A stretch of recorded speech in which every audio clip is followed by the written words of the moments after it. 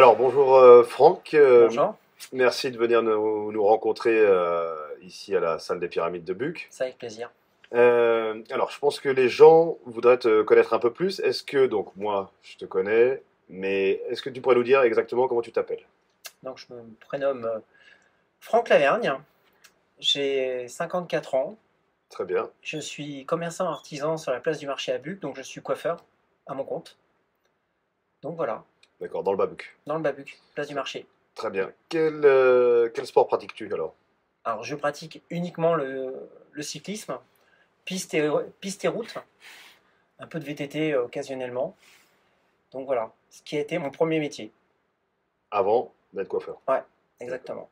Bon, j'imagine que tu as des journées chargées. Est-ce que tu pourrais rapidement nous dessiner ton organisation hebdomadaire, Alors, surtout au niveau de tes entraînements? surtout au niveau de mes entraînements. Alors, les entraînements pour un cycliste amateur, enfin, apparemment, on nous dit tous on s'approcherait du professionnalisme. Les entraînements commencent toujours du dimanche au dimanche. Donc, c'est-à-dire que les entraînements sont, pour moi, en ma part, sont uniquement le matin.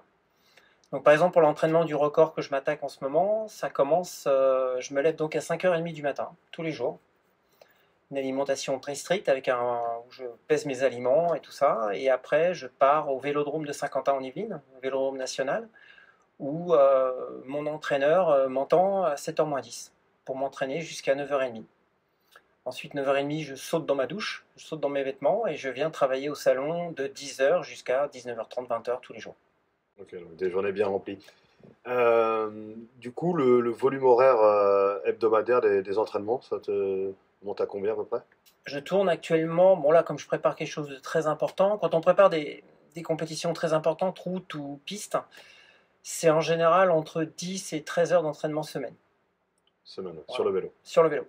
D'accord. Voilà. Je ne fais que du vélo. Je fais aucun autre sport. Pour éviter tout ce qui peut être blessure, courbature inutile, déchirure musculaire.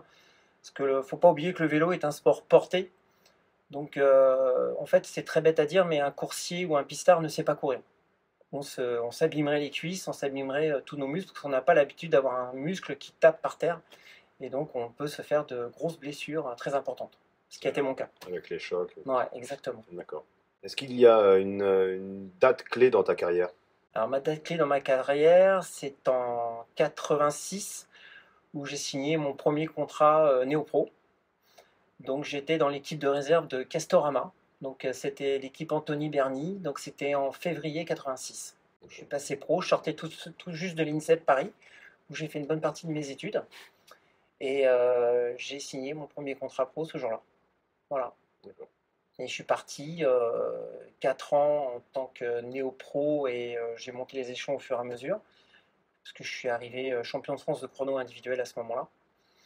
Et après, j'ai voulu passer pro. Je suis passé pro, juste une année, mais malheureusement, j'ai eu un accident et c'est ce qui m'a fait arrêter ma carrière professionnelle. Alors du coup, je poursuis. Est-ce qu'il y a un événement sportif qui t'a marqué? Mes premiers championnats du monde, qui étaient en 89. Voilà, j'ai été réservé pour l'équipe de France et j'ai fait les premiers championnats du monde en 89. Voilà, en contre-la-montre et en épreuve route, ce qu'on appelle. Et le chrono, j'avais fini 23e sur 150, je crois. Et l'épreuve route, malheureusement, ce jour-là, il a fait un temps exécrable et moi, la pluie, j'aime pas. Donc j'ai fait ce que j'ai pu, je dois finir 82e, un truc comme ça. Mais j'ai fini, Bravo, félicitations. merci. Euh, un déclic qui a changé ta vie? Alors, c'est pas forcément sportif, ça peut être Alors autre le déclic qui a personnel. changé ma vie, bah, c'est le jour où malheureusement j'ai eu un accident parce que je suis aussi motard, où j'ai eu mon accident de moto. Mhm.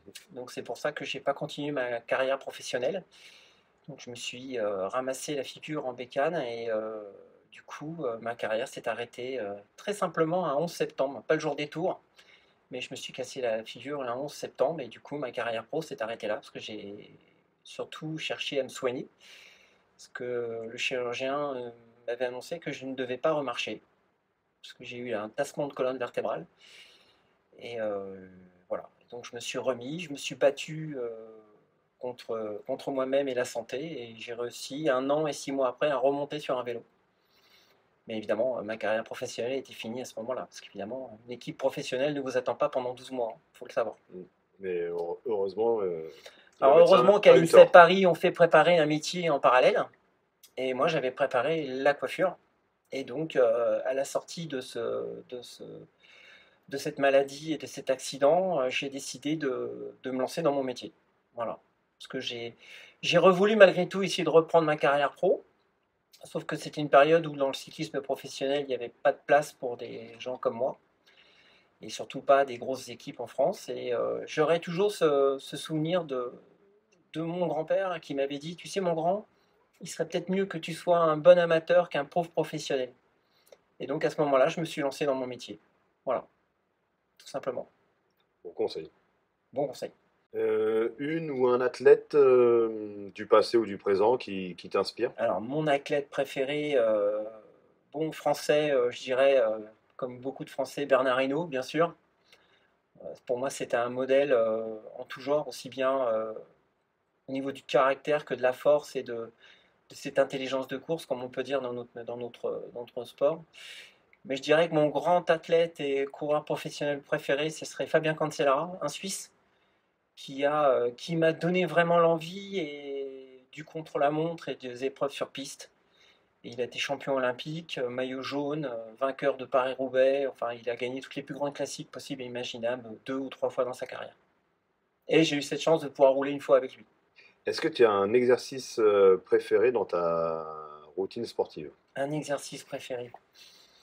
Est-ce qu'on a vraiment un exercice préféré? Et quand on attaque des records ou des contre-la-montre, on se fait tellement mal sur le vélo. Je dirais l'exercice préféré, oui, c'est quand on fait des fractionnés sur 15 km, où on doit rouler à bloc sur 15 km. Donc rouler à bloc, ça veut dire qu'on doit rouler en seuil aérobie, puissance cardiaque au maximum, ce qui est pour moi le cas, qui est 196 pulsations minutes, encore à 54 ans. Et donc, c'est un exercice que j'aime beaucoup. Ouais. C'est Parce plus dans les que références physiologiques, ça. c'est, oui. 196. Bah, à l'époque où j'étais jeune pro, jusqu'à ce que je sois sorti pro, en effort en VO2 max, j'étais à 218. Et au repos, je suis à moins de 50, encore actuellement. Un autre sport que tu pratiques ou que tu aimerais pratiquer, alors tu disais que tu faisais pas, tu laissais pas la place aux autres sports à côté, mais est-ce qu'il y a quelque chose, un autre sport qui te fait vibrer que... Il faut savoir que je suis quand même originaire de la Corrèze. Et la Corrèze, on est tout. Les gamins là-bas en Corrèze, ils font soit du vélo ou soit du rugby, donc le ballon ovale. Donc je suis fan de rugby. Donc je me déplace très souvent sur les matchs internationaux. Je suis assez fan du Stade français. Je n'oublie pas de le dire. Donc voilà. Et oui, mon père a joué au niveau. Il a joué jusqu'en deuxième division. Et il a arrêté parce que bah voilà. Et je suis fan de rugby, mais je pratique pas parce que j'ai pas envie de me blesser et c'est trop dur de revenir après des blessures. Je sais de quoi je parle. La conciliation rugby, C'est, cyclisme, ça va pas du tout ça ne va avec. pas faire bon Ça, ménage, ça non. fait pas bon ménage. Est-ce que tu as un gris-gris ou un porte-bonheur? Alors, mon porte-bonheur, je vais vous être franc avec vous, c'est mon alliance. Parce que je suis marié depuis quelques années. Et Félicitations. merci. Et j'ai un geste que je fais avant chaque course ou avant chaque entraînement très dur. J'embrasse mon alliance. C'est systématique. Même si j'ai un gant long, j'enlève mon gant et j'embrasse mon alliance avant de partir. Et si je le fais pas, je vous promets, je suis très mal à l'aise et je suis capable en pleine course, en plein peloton, de me mettre en arrière de peloton, enlever mon gant et embrasser mon alliance. Si je le fais pas, il manque quelque chose. C'est bien, c'est beau. Ouais. Un indispensable dans ton sac de sport. Ma lotion Foucault. Ma grosse lotion Foucault, ce qui permet de préparer et d'étendre le muscle après chaque épreuve. J'ai toujours mon litre de lotion Foucault avec moi. Et je crois que c'est 80% des cyclistes ont cette bouteille dans leur sac. Tu devais choisir un mantra ou une citation. Jamais dernier, jamais abandonné. J'abandonne jamais. Quitte à finir dans un état pitoyable, ce qui m'est arrivé sur certaines courses, comme l'année dernière, je suis capable d'aller au bout du bout et finir en réanimation dans un hôpital. En somme, tes objectifs sportifs. Alors, mon objectif sportif pour 2023, qui est le 14 janvier 2023, ça fait quelques années que j'y pensais. Euh, J'avais l'intention de, avant cette histoire de Covid, j'avais l'intention de m'attaquer au record de l'heure international. Le Covid est arrivé malheureusement par là, et à ce moment-là, l'histoire est tombée un peu à l'eau.